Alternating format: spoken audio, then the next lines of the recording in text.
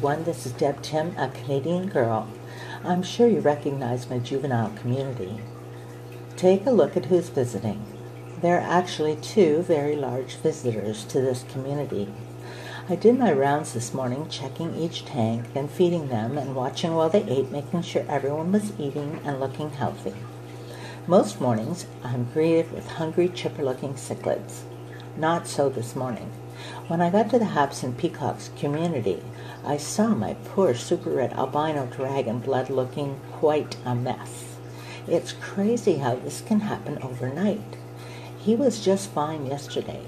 He did have one split on his tail, but that didn't concern me because it can happen for many reasons, not just being picked on. He came to eat but seemed hesitant, and then when finished he retreated behind a rock and sat hiding, hoping to be left alone. I watched for a bit, but there was no sign of who was after him. Moving on to my Mbuna community, checking on everyone and then feeding them, I thought they all looked good.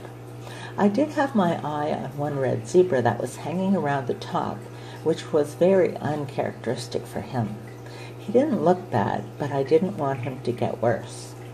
I decided to give these guys a wee vacation and put them in with my juvenile community. I often do this if I have no room in my little fish room for isolation. I didn't have room today, so that's what I did until I did a little juggling to make room. Yesterday, I sold a bunch of fish, which gave me room to work with. I had room, I just didn't feel like doing it right away, so I thought I would leave it and do it on Monday when I do my regular water changes in my fish room. I also have an emergency tank, which is still in its original box, never been used, never opened. But if I open it and use it, I won't have an emergency tank anymore. I know that sounds silly, but it will just end up full of fry. Knowing these guys needed medication to heal faster, I got busy. I emptied out my 20-gallon grow-out, adding some of the fry to the juvenile community, and the bigger ones were moved into the convent. Then I moved my largest fry from one of the 10-gallon tanks into the 20. They'll be going there anyway, I just didn't figure so soon. So that left me with an empty, cycled isolation tank. Now I have the tank set up that I'll move the big boys to and medicate them for a week. After being in the sick tank, I will allow them another week to strengthen up in the juvenile community.